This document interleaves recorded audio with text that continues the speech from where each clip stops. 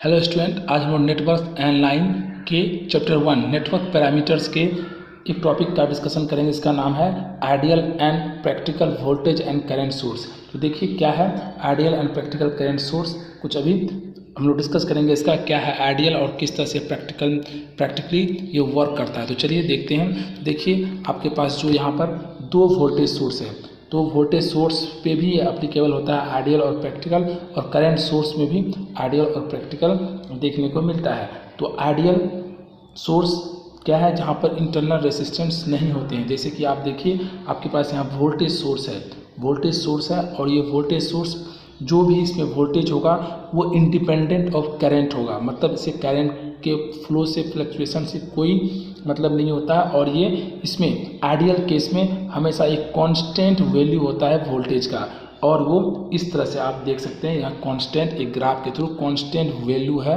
Voltage का with respect to time और independent of current है। तो ये आइडियल सिचुएशन होता है एक प्रैक्टिकल वोल्टेज सोर्स का।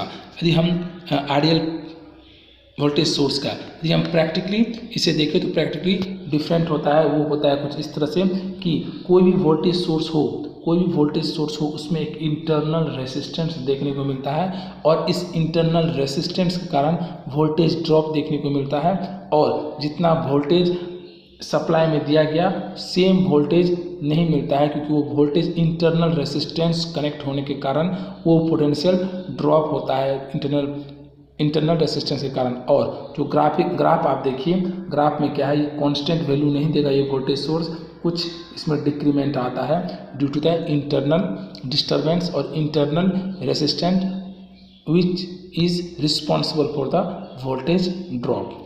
तो ये है प्रैक्टिकल वोल्टेज सोर्स, और इसके पहले जो मैंने देखा वो था आइडियल वोल्टेज सोर्स। तो प्रैक्टिकल वोल्टेज सोर्स में क्या होता है कि वोल्टेज सोर्स के साथ सीरीज में इंटरनल रेसिस्टेंस लगे होते हैं।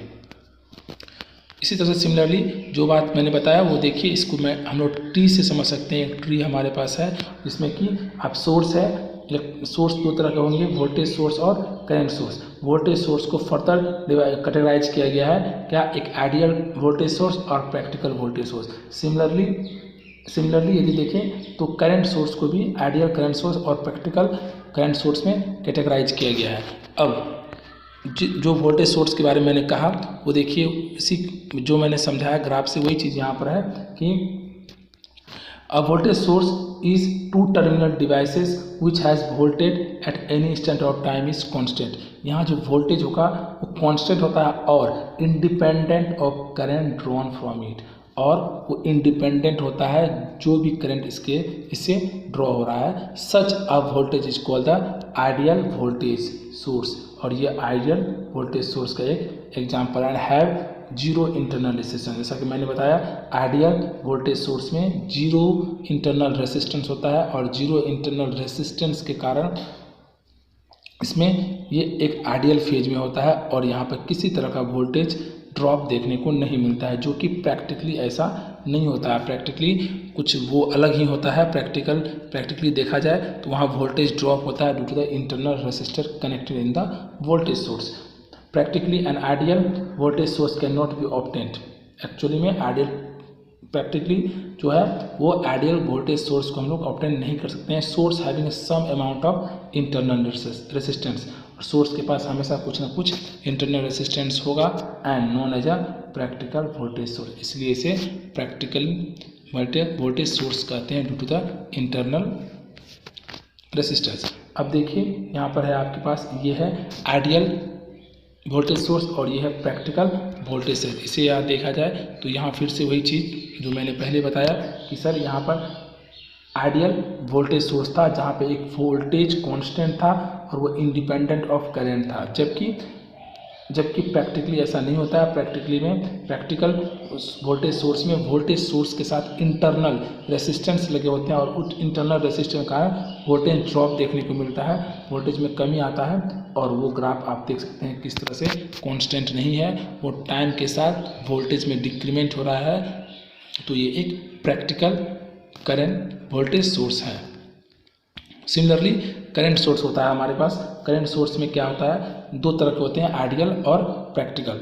Ideal current source, the current source are further categorized into two categorized as an ideal and practical current source. An ideal current source is a two-terminal circuit element which has supply the same current to any load connected across the terminal.